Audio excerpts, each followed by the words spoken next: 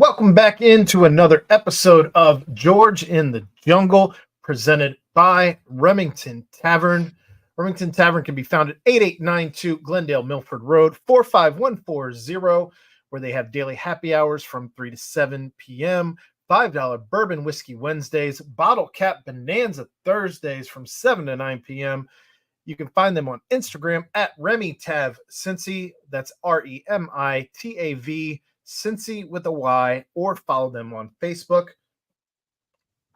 But George, we took a week off last week. We are both back in the saddle again. You got to do something a little different than I did. You got to go play golf in a we had conflict, but your conflict was a little more important than mine.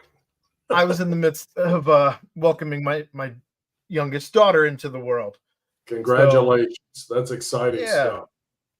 Yeah, so Bexley Ray Smith is now a member of this team, and we're all pretty excited about it. I'm surprised how well rested you look. I have a wonderful, wonderful lady in my life. She has been doing something like she says it's like 2-3-2, where she basically feeds the kid, sleeps for 2 hours, feeds the kid, sleeps for 3 hours, feeds the kid, sleeps for 2 hours.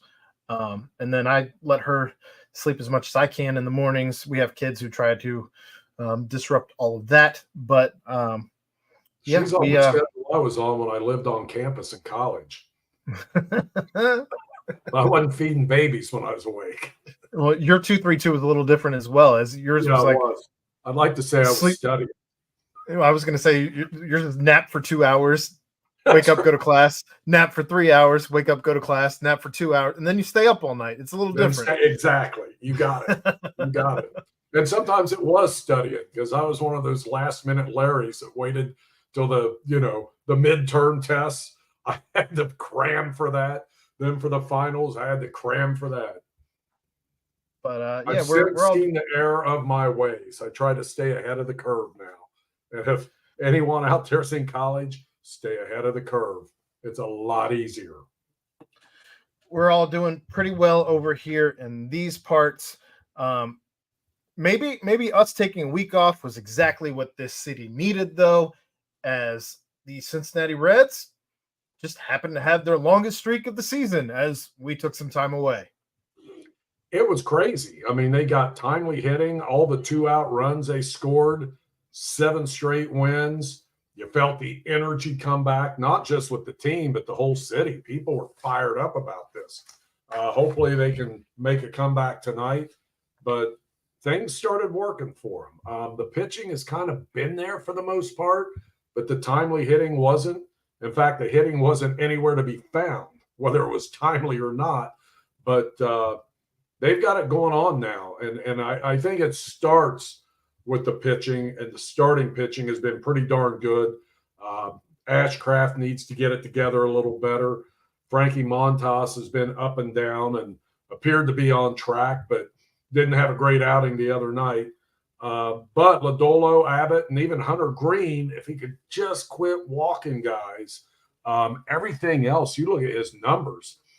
Outside of the bases on balls, he's been tough. Strikeouts per inning is phenomenal. Hits per inning is phenomenal. It's just the walks. And typically, what was typical of Hunter Green was that game, and I believe he walked the bases loaded, then gave up a grand slam, gives up 4 earned runs, but only 1 hit. And I think he pitched 6 innings and allowed 3 hits or something. But there was support, and that's the next step he needs to take, because we're watching him turn into a pitcher now. He's just not firing 100-mile fastballs and he's not a thrower anymore. He's starting to become a pitcher. He's still at a young age where he has plenty of time to become elite. And he's taken a big step, in my opinion, so far this season. He is one of the just most entertaining people that I've listened to outside of Joey Votto, I believe, in a post-game presser in a long time. I happened to watch his last one, and just listen to him. He doesn't speak like somebody he's what, 20, 23, 24. He's not very old. Probably at most, I think. But he speaks with a certain poise, and just seems to have a calmness about him and a confidence about him that is just, I don't know. It was just really nice to listen to him talk. He just seemed really, really comfortable. He seemed like he is happy with where he's at right now in his development. Didn't seem like a guy who's scrambling. Didn't seem like a guy who's trying to figure out. It almost sounded like he had rehearsed the post-game presser, and it just, I don't know. He's got a maturity about him that is it's just a breath of fresh air. Yeah, he doesn't get rattled. He doesn't panic, and I think he sees the progress and knows, he needs to get better in some areas, but he's in the middle of it, and sometimes it's hard for someone in the middle of it to see the little baby steps you take. No pun intended with what's going on around your house right now, but you see those little baby steps, and he sees them. He understands what's going on, and where he was and where he is now and what he's had to do to get there and what he needs to do to get better. It is interesting to listen to him because that maturity is unbelievable. You just can't teach somebody that. It's one of those things, you kind of got it or you don't. Sometimes you have influences at the major league level that can help you do that, but he's had it ever since they drafted him. I mean, you saw it on draft night. And so, yeah, the hopes are really high for that guy to continue to improve.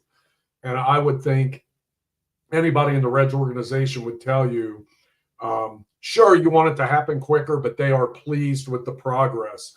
And he has taken those steps that they thought he would be able to take. And, this is a guy who had to miss a season with arm surgery, Tommy John. He's come back. He's got the velocity back. And he's never wavered. He has never wavered and been down in the dumps that we've seen. And I think that's reflected in the improvement we've seen with him. So sky's the limit for him. And Nick Lodolo, same thing. I mean, when he stays healthy, and last year, we all questions is like, how has this kept him out all season? But that's another guy that seems to know what he's doing and also have that maturity. And, he was a little different than Hunter because, he went through the college ranks down at TCU and was a little more mature when he came to the Reds. But that's another one I think the Reds would have to say, yeah, we're really happy with the way that guy's progressing. And that you get two hammers like that at that age at the top of your rotation, that's a big, big deal for the Reds going forward. Well, I think the most impressive thing about both of those two guys is they pitched back-to-back outings against the same team and had success in that second outing against the Cubs. And the Cubs are no slouch. They're a pretty good team as we've seen all season.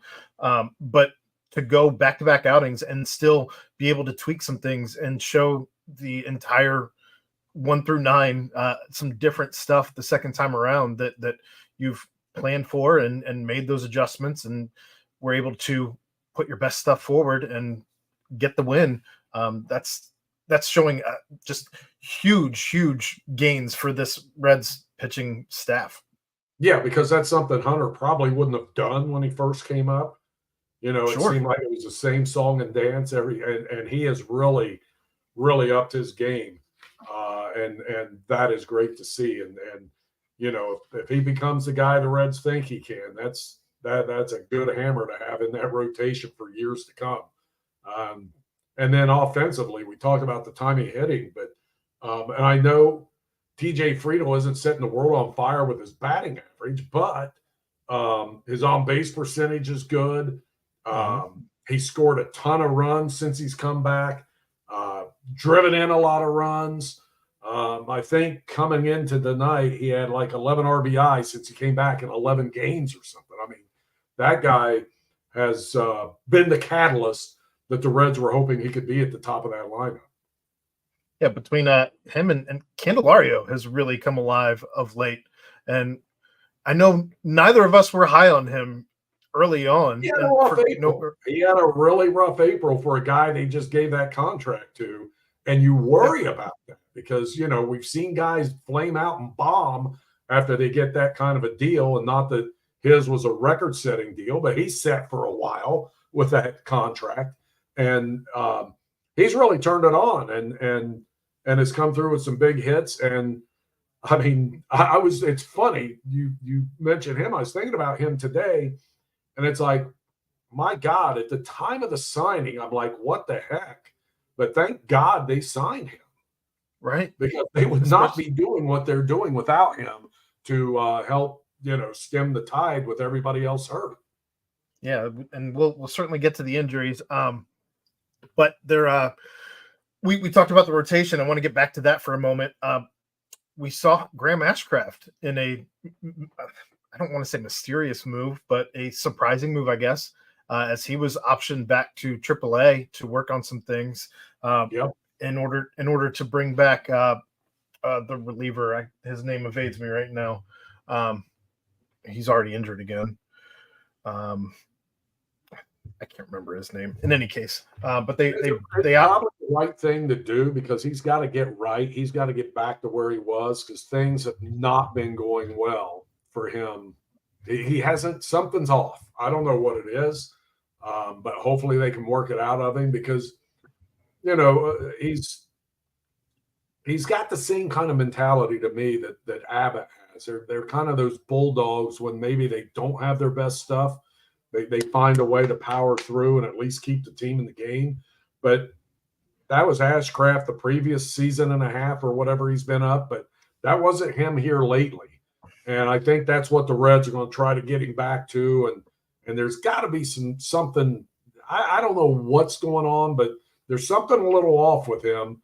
And hopefully they figure it out because, when he came up and really pitched well as a rookie pitcher, they need him. They need him. They need Abbott. They need Lodolo. They need Green. If this rebuild that they've been doing with these young guys is going to be the kind of success that they want it to be. Yeah, the Reds currently playing. It's the end of the seventh. They're down 3-2. Brent Suter got the start tonight, and they have run through the entire bullpen. Just about, it seems. Yeah. They have gone through 6 pitchers thus far, so they're Tyler Freeman could have lost one of those 2 balls in the first inning. The Reds may not be trailing, but I don't know if you saw those catches at the wall that dude for the Indians made back to back. Oh my goodness! I mean, they got robbed. Good for him. But my God, you think one of the 2? Just don't catch them both. But man, he made tremendous plays on that.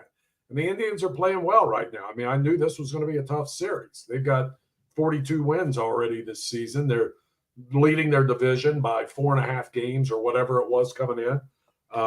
That's a good squad. It's like, we know about Ramirez and a couple other guys. That other guy, Kwan's having a season I mean, and he hurt the Reds tonight. He was hitting 370 or something coming into this series, which is ridiculous. But yeah, Stephen Kwan's really good.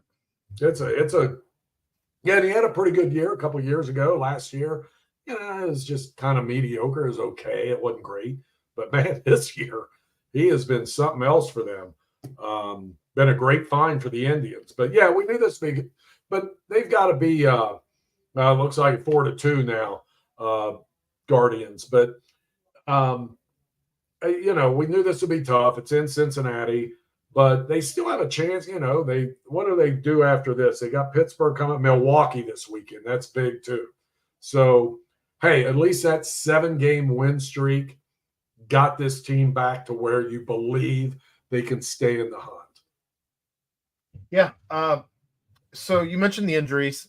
Christian Encarnacion Strand and Brandon Williamson both are going through some things that they are getting second opinions on, and both of them are considering season-ending surgery to fix their ailments. Is it time to have a conversation about the Reds training staff? I know we touched on this earlier this season when we found out that maybe they kind of screwed up with their assessment of Christian Encarnacion Strand's injury. But if you got multiple guys now that are getting second opinions, what does that tell you about the confidence of the players in their training staff? It doesn't sound good to me. And I think there's been, I don't know, because, we all hear some things, and I think there's been a little bit of a disconnect somewhere in that, where there's maybe a couple of factions of, that some people in the organization have their guys they like, other people had other people they like. And I feel like there's a bit of a disconnect there. I mean, how else do you explain this? And nothing's exact in this medical stuff because, I've been through enough of it over the past 2 years to know that, there's you don't just snap your fingers and you're better again. But there's something going on because they've got the best of everything. They have access to the best of everything. And I would think you can get to the bottom of it a little quicker. So I'm not sure what's going on there, but that's something. Let's put it this way. If I'm signing the paychecks and I'm Bob Castellini or anybody else at the top of that organization that's way up in that food chain, if I'm Nick Kroll, I'm asking questions.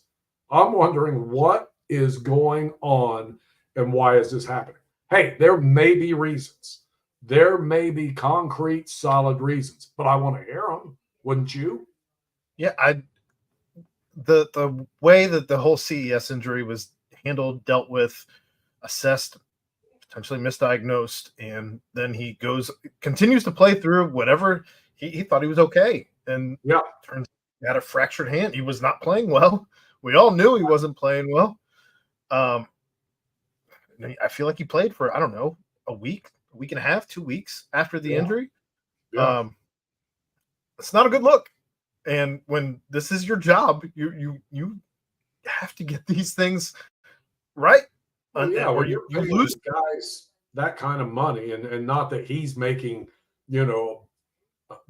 hundreds of millions of dollars. He's not, but still, that is a high price business, and games lost because of maybe not getting to the bottom of it soon enough. That's costing you a hell of a lot of money and costing you a big chance to hang in this race. And so you got to get it right. And look, it's not, as I said, a lot of this stuff isn't an exact science, but they got to do a little better at this. They got to figure this out because it's happened too many times. It's not a good look for the organization. It's not going to instill confidence in players if you're misdiagnosing injuries and sending them out to play. They've got to figure something out because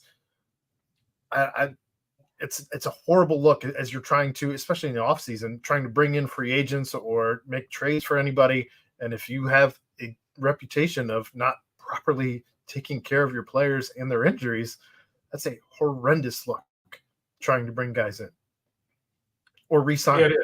It doesn't help. It doesn't help anything. The perception or the reality, neither one's helped by things like this. And like I said, if I'm the guy signing the checks, I want answers. In much lighter news, I guess kind of, Noel V. Marte is coming off of his 80 game suspension later on this month.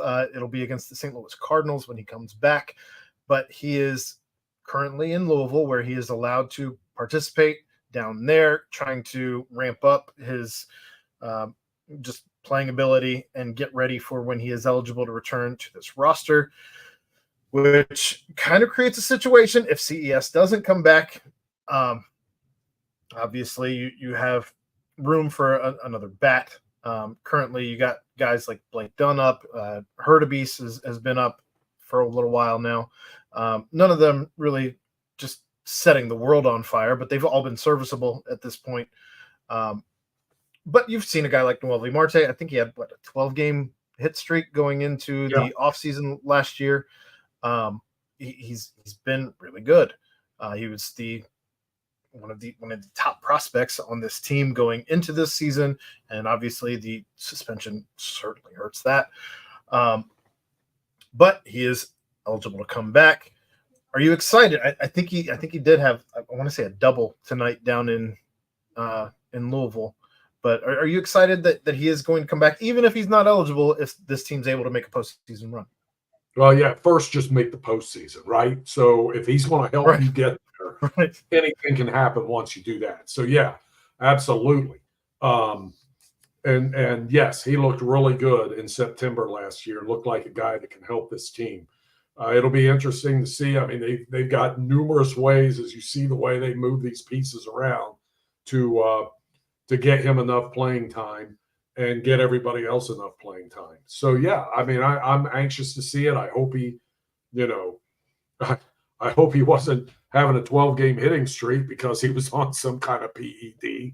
But we're going to find out. We're going to find out because he's under a microscope. And so, he's got to be on the up and up, and we'll see what he's got. But yes, anything you can add when you're scrambling to get in this playoff chase is going to be help. It really is. And I don't know where the National League is now. There were like 4 teams over 500 the other day, which is phenomenal. Just 4. And so it's there for the taking. You can make the playoffs. You can at least get a wild card and have a chance without being elite right now. And so the Reds can buy themselves some time and stay in this thing and have a chance at the end. And all hands on deck, anyone you can get. Hopefully he can help. We'll see. He looked like a guy who can help last September for being a guy who was getting his first real taste of the major leagues. And, as you said, a top prospect, I'm all for it. Get him up here. Let him help any way he can. And, you mentioned those other guys that have come up, and they've surprised me a little bit. I mean, Hurtubise with his speed, the ball. Blake Dunn is really fast. Yeah, that guy is too. He was really when he got that first hit. That double? Yeah. That was impressive. Yeah. And then Hurtubise out in left field when he made that play in Chicago and got the ball out of the corner in a hurry to Ellie, and they cut the runner down at the plate, which was amazing. Huge play.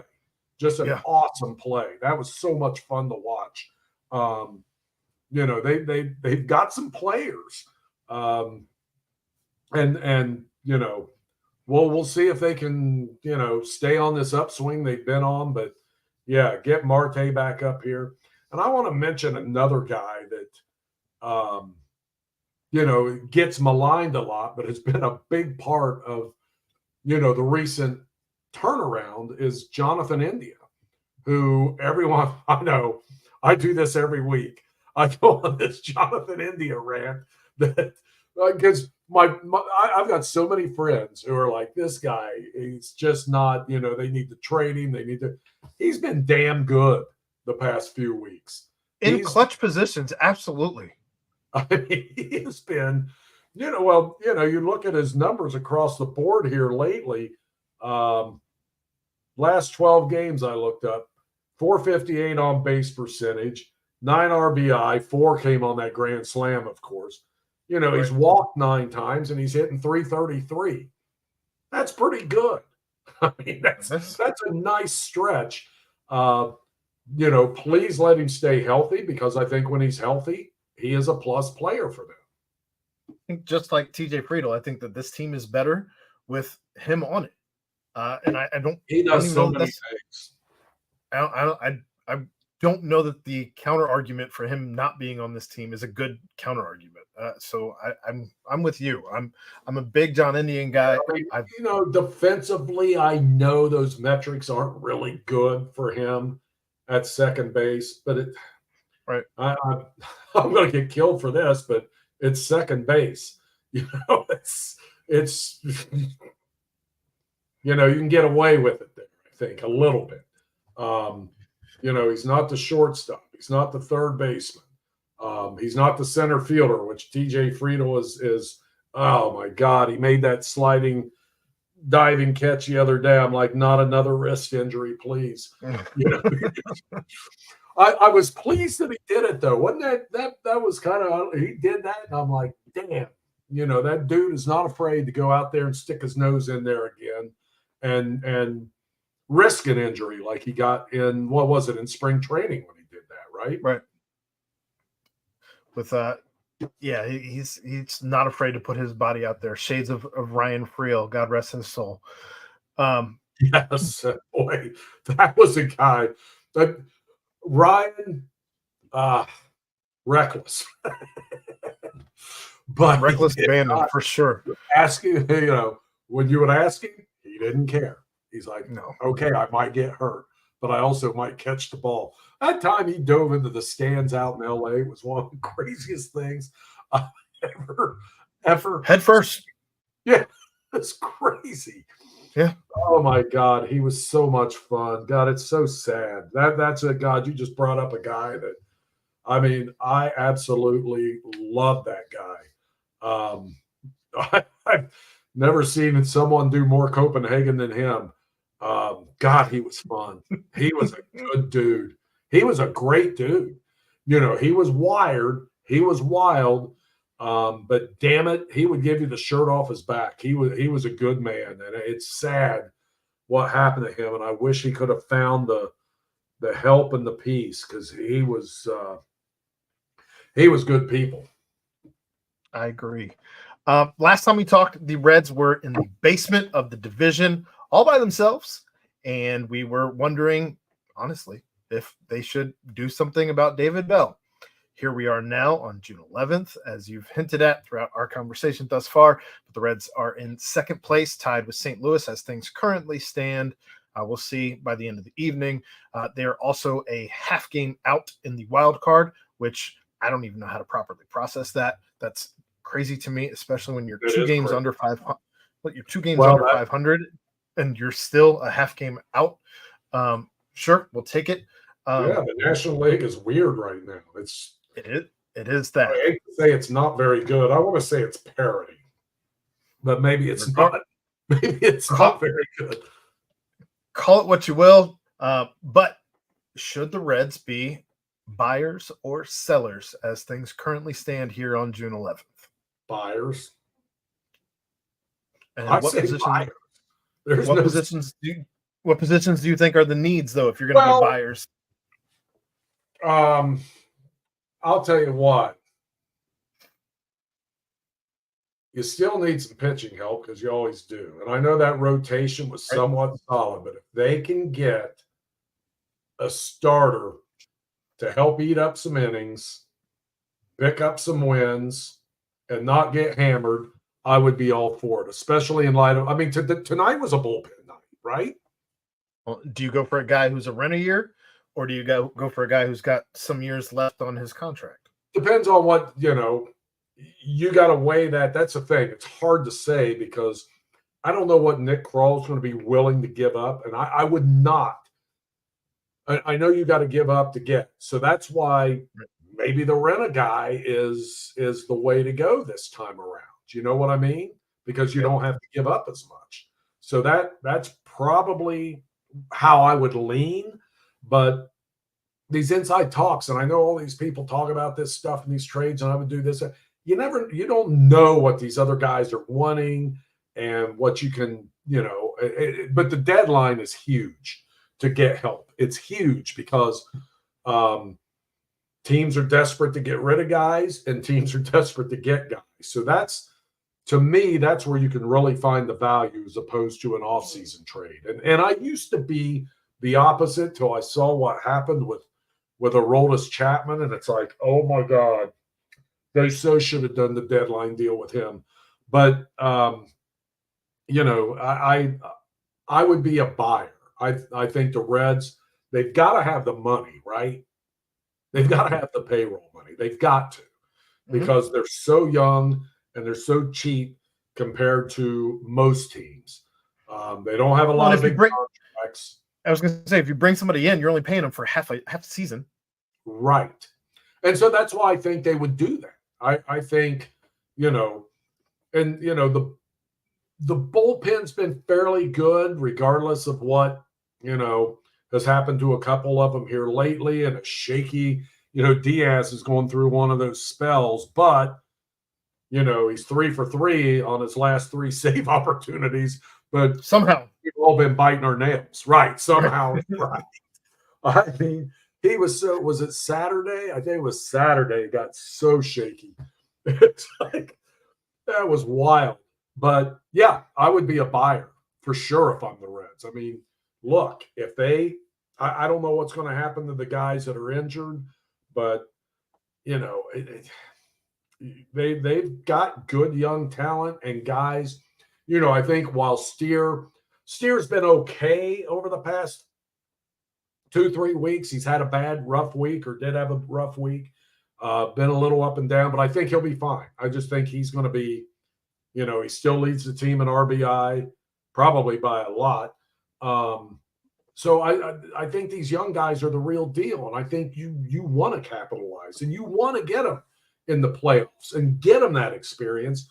Pray to God, you know, they advance and go as far as they can. But just getting there and experiencing that, and they're so damn young, that is huge for them right now if they could do that. And I'm not thinking like the 2010 Reds when it seemed like they were just happy to get there and they thought, oh, we'll do this every year from now on. No. You can't think that way. When you get there, you know, you don't get swept by the Phillies in 3. You go out there and win some games and don't let the bright lights get you. They need to experience that. They need to go through it. And I would love to see them be buyers and make any move they can without, you know, giving up Ellie De La Cruz or someone, but go out there and be aggressive. Yeah, I'm thinking I think we're on the same page as far as pitching goes. Whether you can get rotation or bullpen, I'm all for it. And I think as you're looking at the position players, I think if you can get a proven bat, big bat corner outfield or even corner infield, first or third, I think those are the spots that you could probably use some juice in the most. Yeah, it'd be nice to you know, you don't want to rely on the home run. It's nice to have a thumper in there, you know. Mm-hmm. Just ask the Indians with Ramirez. My God. Oof. Insane. How would he fit here? He wouldn't. He's going to cost too much. No, I know, but my God, it'd be nice to have that stick in the lineup. Yeah, left field bleachers would be catching a lot of stuff up there. There'd be some bruises out there. Changing gears completely. We had some good news today as Christian McCaffrey is your face of Madden for the new season, for the 2025 Madden game. Not Joe Burrow, as things had been speculated. Apparently, I heard the clip. I thought it was Joe Burrow's voice. I could have sworn it was Joe Burrow's voice. There was orange lighting in the clip. I would have taken a lie detector test telling you it was going to be Joe Burrow. And we all got shocked today when it turns out to be CMC. Do you have an instant reaction to Joe Burrow not being on the cover of Madden? Thank goodness. I know. Jinx is crazy. You are not kidding. And maybe there is some validity to it. Maybe there's not. Either way, for a guy who's had some injury history, I don't want my face of the franchise on the cover of Madden. It's crazy. Those things, they're silly, they're stupid, but still I don't want to take that chance, right? It's like, I'm not going to go up to a witch doctor and poke him in the eye. I guess I'm not taking that chance. So, but do you think, is it possible that really was Joe's voice and they're just punking us? And it will be McCaffrey, but you think they were, because he acted like he had no idea today. Do you believe he had no idea about any of this going on? Somebody had to say something to him, right? Well, George, they do have different versions of the game.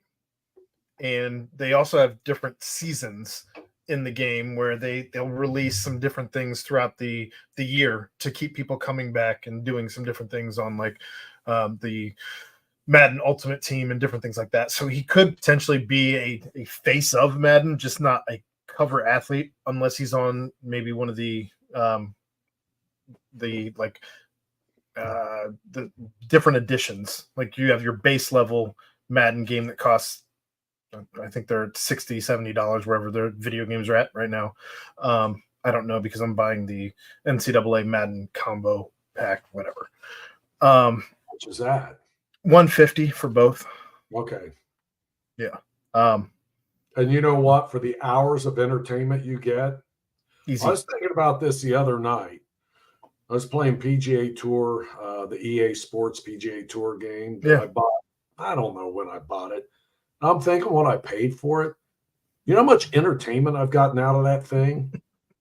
I underpaid. I don't want to tell EA. I underpaid. That's funny.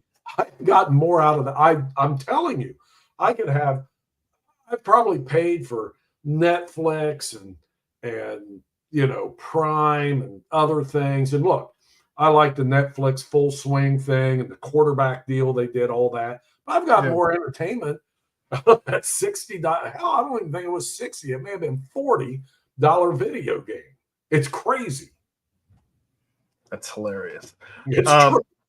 But in any case, glad to hear that he's not going to be the face of Madden. They went a different. It was interesting to hear him. He was asked about it today, and he acted like, I can't remember if he said like somebody mentioned something to him, but he didn't know anything about it. I mean, and maybe he didn't. I don't know. I can't figure him. He plays coy. He plays That's coy. what I think. I know. Yeah. I think he does too. But He's really good at it. That's how you don't. Good at it. For a young guy, he's really good at it. That's how you don't end up in the headlines, even when It's you break. funny. I mean, he completely poo-poos that stuff. But then, he offers up that he's trying to learn to play piano through YouTube videos. And I'm wondering, is he punking people about that? Maybe. I mean, true? Joey Votto had chess. This is his chess. It's fine. And that's fine. Yeah, no, it could be. But it was just funny. He brought that up, that he was learning to play piano off YouTube videos, but I have stupidly tried to learn golf off YouTube videos. I can tell Joe, I hope the piano thing goes a hell of a lot better for him than YouTube golf videos have gone for me. I think we'll all agree to that. I watch it every night. In other news, Justin Jefferson signs a new contract, making him the highest paid receiver in the league. Justin Jefferson, of course, the former teammate of Joe Burrow and Jamar Chase. So as things currently stand, all dreams of these three men playing football together have gone by the wayside. But yeah, and I never bought into it in the first place. I mean, it was fun to talk about. Right, but financially, it's just impossible. No, without, I mean, you pretty much field a three-man team. Just pick guys up off the street and pay them. Right. Hey, I'd show up and cover kickoffs one Sunday. I wouldn't survive, but I'd give it a shot. You sure wouldn't. Well, especially with the new kickoff rules, you might be in better shape than the old kickoff. The NFL would not let me set foot on a field with my medical history right now. My orthopedic history, I would not pass a physical. I'm surprised they let me on the golf course this evening to play with my medical history. Let alone I wouldn't pass an NFL physical for anything. But Jamar Chase, of course, was keeping an eye on things. I don't think he was a guy who was going to sign anything with the Bengals, despite whatever offers they were throwing at him, until this deal was done. And I think he's going to, in turn, try and become the next highest paid. He wants to be the highest paid, but it's going to put Justin Jefferson at number 2 if Jamar Chase has his way, even if it's by so little as $1. We'll see what that deal ends up being, when it ends up being, because if the NFL takes a huge step forward in the payroll as they have been the last couple seasons, I think that you may see it even higher. But right, how long does Jamar Chase wait to negotiate this deal? Is this something that you can get done this offseason, or is it something that you probably won't see done until next offseason? Well, I really, really thought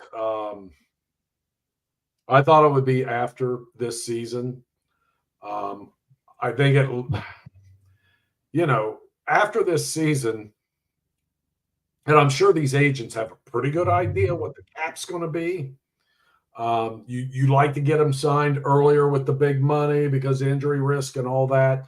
But if Chase goes out there and has another big year, and that cap's going to go up, a decent percentage like it did last year. The NFL's printing money right now, and it's getting more popular. I don't know how, because it's so popular now, but they are finding more and more ways to make more and more more people are watching it. And live sports is absolutely dominating TV now. I remember not long ago, the NHL Stanley Cup playoffs, you'd have to hunt on cable to find the Stanley Cup finals. It's on network television now. You just go to ABC, it's there. NBA playoffs, same thing. I don't have to go to TNT or TBS or True or any. It's right there on network television because the value of live televised sporting events is huge. That's why college football, the big conferences have gone up and up and up because people don't watch TV the way they used to, and the habits are different. And you can just DVR stuff. And then there's 5 million other shows out there. But there's only one NFL. There's only one NBA. There's only one college. I mean, that live stuff, and people want to see it live, and they're fans of team, fans of the game. It's huge. So it's going to go up. And Jamar, very well. I'll say this. I don't think his deal is going to be higher than Justin Jefferson's if he does it now. But I do believe after the season and stuff starts rolling in, it will be. If he and there's no reason to believe he won't have another stellar season, right? It's right. Jamar Chase. He is that good week in and week out. And maybe his numbers aren't as gaudy overall as Jefferson's, but that doesn't mean they can't be, and it doesn't mean, Justin Jefferson, while he has some pretty good help up there, he doesn't have a T. Higgins on the other side. He doesn't have a Joe Burrow. He doesn't have Joe Burrow. He had Kirk Cousins, who was okay, but it's not Joe Burrow. So he Kirk anymore. Big numbers, and I'm telling you, to me, if he gets the deal after the season, it'll be bigger than Jefferson's. I don't think it will be before. Yeah, they don't even have Kirk Cousins anymore up there, so I don't know where they were going to spend the money up there now. They have to Atlanta, right? Correct. They have the old backup for the Jets. He looks like a Lego fireman. I forget what that guy's name is. Not Darnold. Yes, Sam Darnold. He's there. He looks like a Lego fireman. Good thing Justin Jefferson got his money now. Yeah. I don't know who else they even have up there. Yeah, I shouldn't have asked that. Oh, JJ McCarthy, Nick Mullins. I don't even know if Darnold's still up there or not. God, Nick Mullins might win that job. Yeah, JJ McCarthy, I don't believe has looked good through camp thus far. In any case, Joe Burrow, though, has been we talk about him staying out of headlines with his mouth, but he has been making headlines with his injury as he's missed some practices. Maybe Zach needs to look a little bit harder. He's got a little bit more time on his hands now that he's not calling the plays. Maybe he needs to look a little bit harder on the media schedule of when the media is going to be attending practices as opposed to when they're not going to be there, as apparently there was some mix-up there. That was hilarious. When he did not want Joe held out of a practice when the media was there, and he thought he messed that up. It just happens. I'm telling you, things happen. And that was so funny when Zach said that. He even laughed. It's like, I really thought you guys were going to be here yesterday, not today. That was so funny because I think to Zach, it's not that big of a deal. You know what I mean? It's Right. like it's not that big of a deal to Zach that they're holding him out of practice. He's holding him, they're taking their time, and I think it's smart to do it. I really do. It's not training camp. This is Right. June. It's Right. June.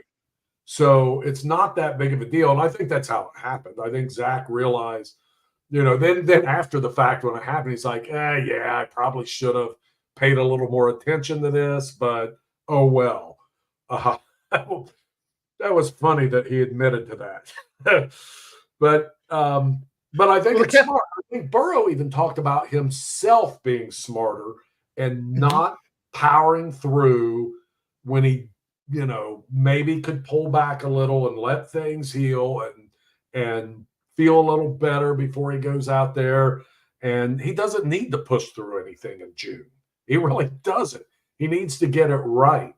And look, even in training camp, you can take a couple of days off there, and most veterans do. They get, and during the season it's even more, but not your quarterback, but unless he's banged up, and then they do. Look at Patrick Mahomes; he does it. It's smart to do that, but it was interesting to hear Burrow also talk about him going through this injury thing and thinking about, and he called it his football mortality, that Yeah. he's not going to play forever and that an injury could end his career. And he's thought about that.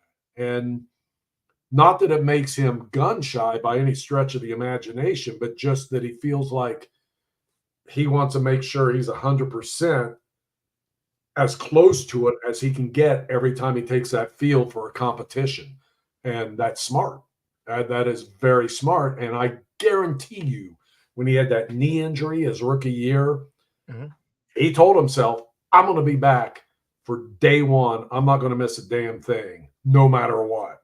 And there were probably, he did it, but there were probably days maybe he should have just taken a day or two off here and there. And I think he's reflected upon that and is playing it smart. And, you've heard him, I've heard him, he's no dummy. He is Right. no dummy. And he's doesn't have dummies around him. His father knows all about this stuff and has seen it a million times. And so, I think it's wise, and it was interesting to hear him talk about that today, because that stuff, the rest of us who really haven't been through it to try to get back on the field as fast as possible have dealt with, where you powered through stuff. And, I'm the opposite. When I came back from my stuff, I'm like, I need to take a day off. I don't feel so. I'll see you next week for physical therapy. He was the opposite. And young guys do that. They want to prove something. But I think Joe feels like he doesn't have to prove his toughness. I mean, he already has. Coming back from that knee thing was phenomenal. That was crazy. And if you look at people who have gone through similar injuries, it can take a year to get that thing right, or 8 to 9 months. What he did was phenomenal. And to play the way he did coming back through that, I've got all the respect in the world for him. So I think what he said today makes me respect him even more, that he's realized that. We talked about Hunter Green's maturity. Joe Burrow has that same thing. Yeah, there's no surprise there. Um, No. Other interesting notes, because mandatory camp started today. Still no sign of T. Higgins. No surprise there. Jamar Chase was there, but he was not a full participant, although he did participate initially, and then was not a participant, I believe, in the 7-on-7s. And then Trent Brown, I think, was the same thing, or maybe he sat out most, or if not all. But you bring up veterans sitting out. I don't think anybody's surprised that Trent Brown comes in and is sitting out day one of mandatory camp. Right. It is June. Right. He knows what he has to do to get ready. However, when you get to training camp, and look, the schedule's a little better. I know week 2's not, but the beginning of the schedule's not quite as tough as it has been the past couple of years, but you don't want to have one of those slow starts again. And I feel like they need that offensive line to play together as much as they can in training camp and in preseason games. I'm not saying they have to take every snap or anything like that, but I just think that's something I felt like, with the number of new linemen they had in the past camps, and they were veterans, a lot of them. So I felt like they kind of knew what they were doing, and it wasn't going to be that big of a deal that they didn't play that much in game situations. But then you see the start of the season, and Burrow's, under duress every other play. I feel like they might want to just get him out there a little more this time. Am I crazy? No, I think that you've seen already some good chemistry with some of the receivers. Yoshi looks to be challenging for a starting spot, which good on him. If Josephus can get out there, that'd be fantastic. Charlie has looked pretty good in the clips that I've seen, coming off of he was injured last year for a good portion of the season, if I'm not mistaken. And then even Jermaine Burton, he's been putting together highlight reels, it seems, in practices. So I don't know. I think that it's good for when you have guys like T. Higgins, you have guys like Jamar Chase to be sitting out. It gives a chance for these young guys to get reps that they wouldn't necessarily be getting otherwise, to develop chemistry. And look, if we're being honest, both T. Higgins and Chase have missed games. They've missed, I won't say a lot. I mean, T. Higgins has kind of missed a lot, but they've both certainly had some history with injuries. And if you're not ready to go with these younger guys, that'd be an issue. But just is what it is. So, one guy's down and everybody else stepping up, and it seems like this team has a lot more depth than, I don't know that we haven't given them credit for it, but we're starting to see some of that depth really start to shine through. It was interesting with Joe talking about that today too, how much more he's been able to work with these young guys and develop things with them, and how valuable that is.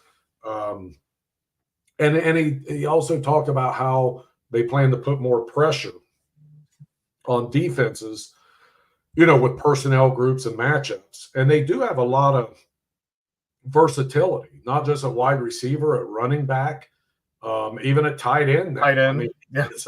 It's crazy. But they do have a lot of versatility and a lot of things they can throw. And he seemed pretty excited about some of the new wrinkles that they're going to, throw out there when they're under live fire. And that'll be interesting to see, because, it almost sounded in a way that Joe was thinking maybe we should have done a little more of this sooner. And because,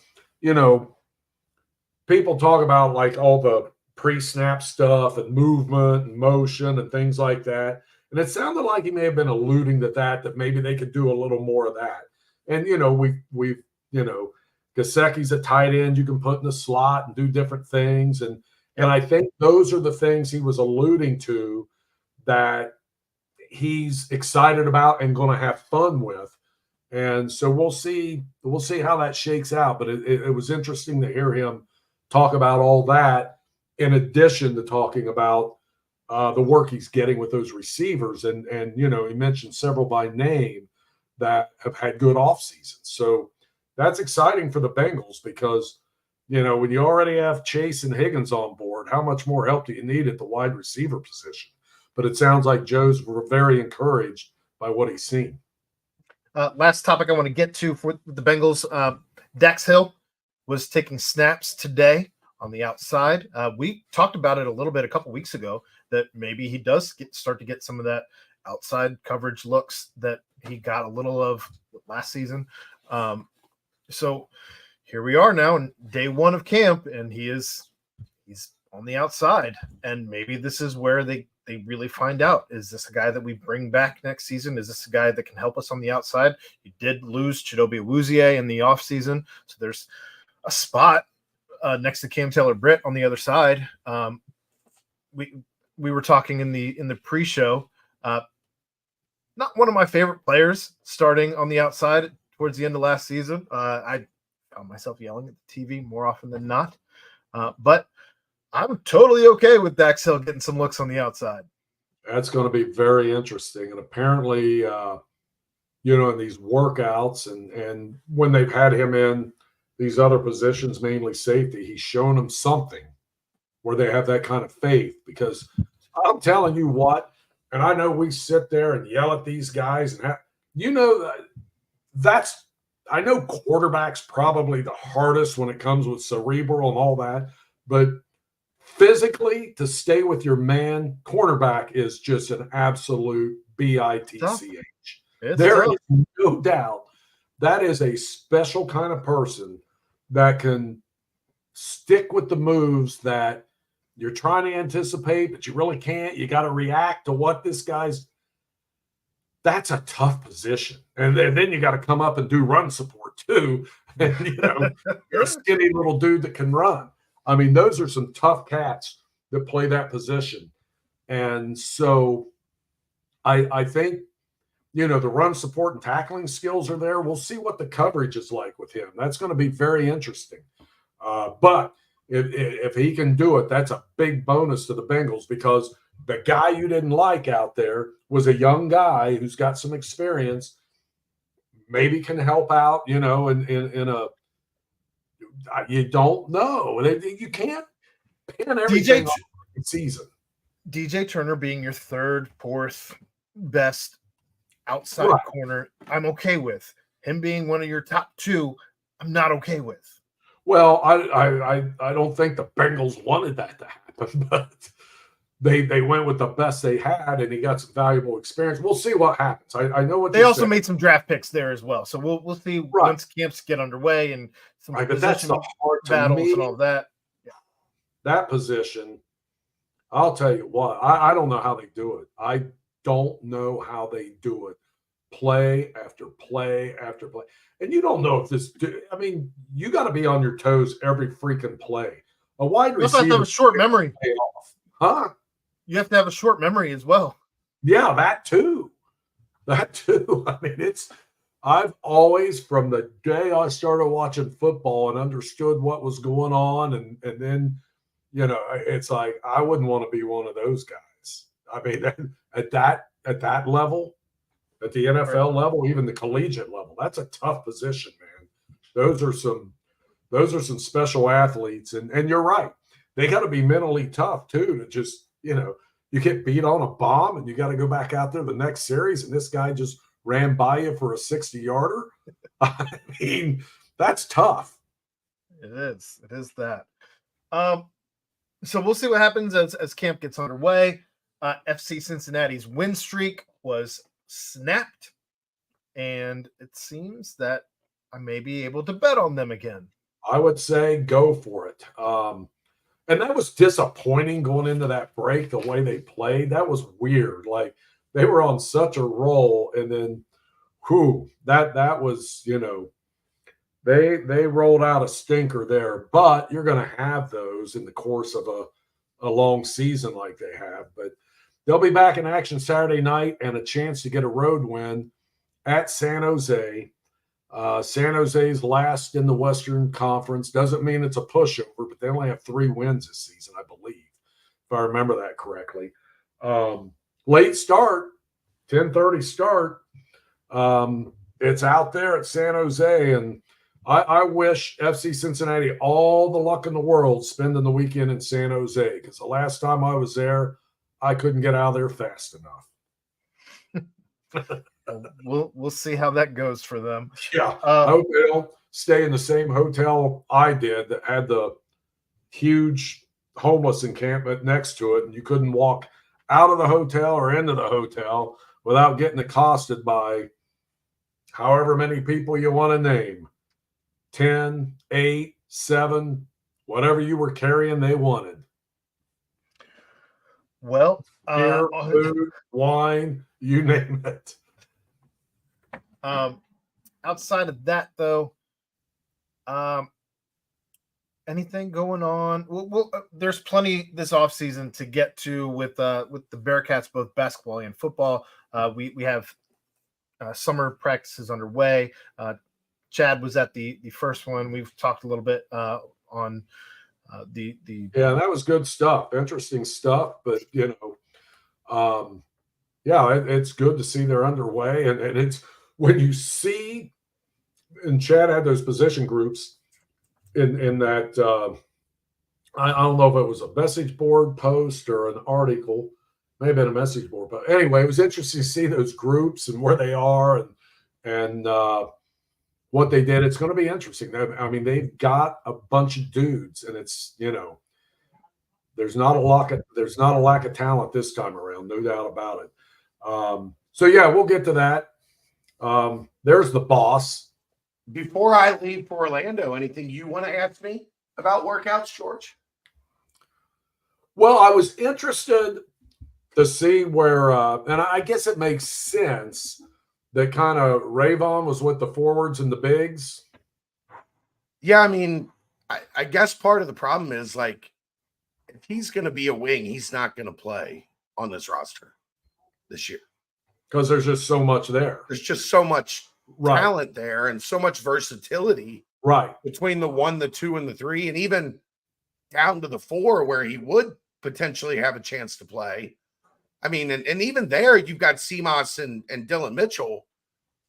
Correct. Like, it's really tough. It just showed me how little I thought about it, because when I saw it, I'm like, bang. But then I see who's ahead out there, and it's like, okay, that makes sense. But I never really even considered him. But, I just wish him well, and I hope it works out for him. Yeah, I mean, either way, as long as he keeps his head on straight and keeps grinding, this thing clears up substantially a year from now. Yes. So, if you've got that, and you know what I would do? I would have him sit down with Trey Scott. I would have him and Tyler McKinley. Maybe not Tyler Betsy, because, my goodness, George, I don't know if you heard he's got what I said about his shooting numbers. Yeah. That's crazy. But I would have them both when Trey is in for the TBT. I would have Trey sit down with them both and say, look, it wasn't easy. Like, I was frustrated. I didn't want to sit behind Gary. Right. But I did. I learned. I developed. And then when it was my time, man, I don't know that I can think of anyone that had a better run than that 1 month run Trey Scott had to end his career. Yeah, and especially from where he came from. Right. And what he was, that was a hell of a leap. I mean, that's a guy that committed to me. That's funny. That is funny. But what a good guy. I told you that story? What a good dude. No. So he, during his recruitment, when Mick watched him for the first time, I was there on the road. So I was sitting with Mick when Mick watched him the first time. When he came on his visit, I was around. He came for a football game. I was around the whole time. I was down in the gym for practice. I was with the team during the visit.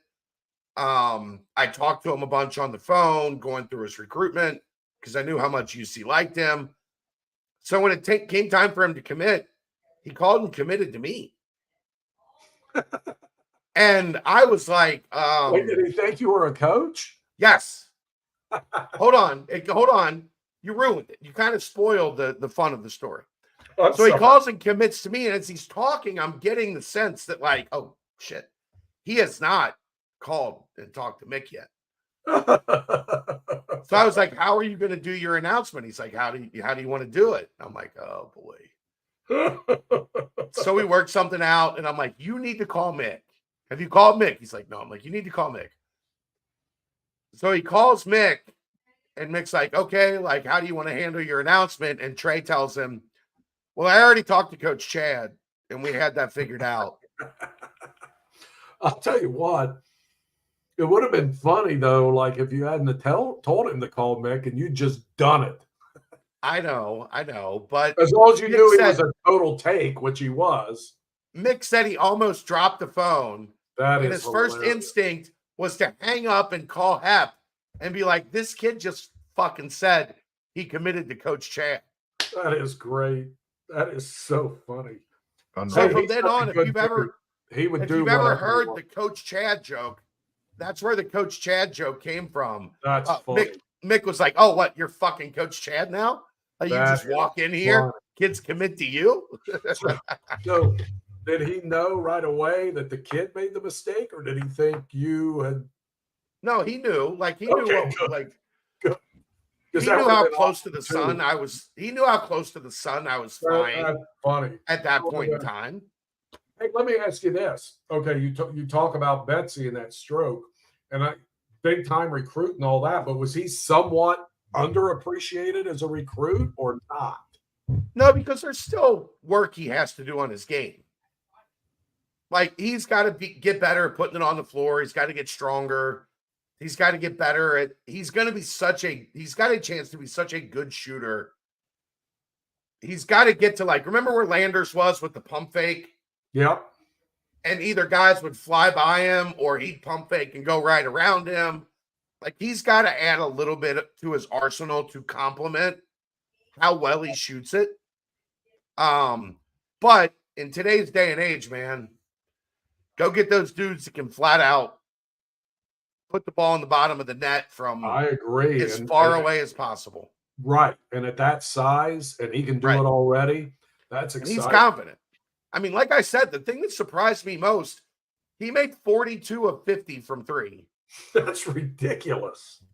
10 shots at each of the 5, like, 3-point contest locations, George. He was pissed. God. He thought that was a low number. Like he genuinely was, like, mad at himself, like, recounting, all right, I should have made 2 more there. I should have made 1 more over there. I'm like, bro. My God. Stemos was second with 37. That's crazy. Yeah. He can shoot it. Crazy. That's exciting. Well, I mean, that was the funny part is one of the, like, the first event I saw him was an AAU event in Memphis. And he was playing with the 5-star point guard. They had a really good small forward. They had a really good 5-man. And basically they had just told him, stand there and move from, like, the baseline to the wing, like, get open. And when we throw it to you, shoot it. Yep. And for me, it's like that scout brain. I was like, I want to see him do more. Right. But then as you keep watching, you're like, oh, like, in the structure of this team, they're not asking him to do more because he's that good of a shooter that we're just going to operate over here and then bang. And we know you are going to catch and put that thing in the bucket. Kid that size, that's crazy to me. Yeah. I mean, I'm struggling to think the last time they had a 6'8" kid that was a legitimate, they've had some, we talked about this the other night. Yeah. They've had some guys that have grown into that. Like Gary grew into a really good shooter. Kyle grew into a really good shooter. Trey eventually became a really good shooter. Good. But coming in as a freshman. Right. Somebody might have been, like, D'Antonio Wingfield was probably the last guy that big. Yeah. He shot 41% from 3 as a freshman, which is, for a guy, he was 6'8", 220 oh my God, or whatever. Yeah. He was a man. Monster. No doubt. Tyler's not quite there, but he can shoot it like that, man. That's crazy. He can shoot it. That is crazy. Dang. Well, that's good info. That's great to hear. I read up on it, I don't know, in the past couple of days, whenever you posted it. Yeah. I mean, the beauty of it all is you're allowed to go to practice. You're allowed to go to workouts now, but the only person that's really okay to go is in the BCJ network. So we got you. Good. Right here, brother. We got you. That's all right. Here. I am going to get some sleep, and I'm off to Orlando for a week tomorrow. Tomorrow night we had Derek Wolf last week. Dave and Keegan following that up tomorrow night with one of his teammates. Walt Stewart. Really? Walt Stewart will be on the podcast tomorrow night. That'll be good. They got a couple of commits here. Yep. last few days? 3 or 4? 3? 3 for now. That's the number. Yeah, it sounds like they did pretty well too. Yep. All right. Well, you guys have fun. I don't know if I'll be back next Tuesday, but I will see you soon. Thanks, Chad. Enjoy Orlando. I know you Thank will. you. It's supposed to thunderstorm and be in like the mid 80s. Like it's not supposed to be Oh, scorching yeah. hot. Chad, It's it supposed rain- to rain all week. It rains in Florida every day. Every day is a No, but they're thunderstorm. talking about like not just a passing thunderstorm. They're Right. talking about clouds and rain a large part of the week, not just that little like, hey, at some point today, it's going to rain for 12 minutes Yeah. and then you're fine. But it's also going to rain for 12 minutes and go from surface of the sun to like center of the sun level of heat. It's not supposed to do that. So we'll see how it Stay in goes. the air conditioning. What fun is that, George? I know. That gym is freezing. That gym is like 40 degrees. Oh, God. And then outside, it's like 140. Correct. Yep. But we'll be all right. All right. You guys have fun. Be safe. All right. Thank you. See ya. All right, Chad. Thanks. Yeah. Only other thing, Mason won a state high school baseball tournament. I was going to ask you, is there anything going on with Mason was high school? runner-up, and in Kentucky, Ryle made it to the quarterfinals. Darn it, but that was it. But yeah, congrats to the Mason Comets, first in school history, and that is a darn good baseball program. They've had some players over the years, and Coach Kurt Bly and the Comets are to be commended for one hell of a season and a championship performance in the tournament. And it was a no doubter. I think they won that state championship game 8-1. So good for Southwest Ohio. All right. Well, hopefully there's plenty more great baseball to talk about next week, as well as whatever goes on in camp for the Bengals, and maybe FC Cincinnati gets another dub. Until then, though, we will see you Tuesday at 9, as always. Thanks again to Remington Tavern. You can find them at 8892 Glendale Milford Road, 45140, where they have daily happy hour from 3 to 7 p.m., $5 bourbon whiskey Wednesdays, bottle cap bonanza Thursdays from 7 to 9 p.m. You can find them on Instagram at RemyTavCincy or follow them on Facebook. But for Georgeville, I'm Aaron Smith. Thanks for watching. We'll see you next week. Thank you, Aaron.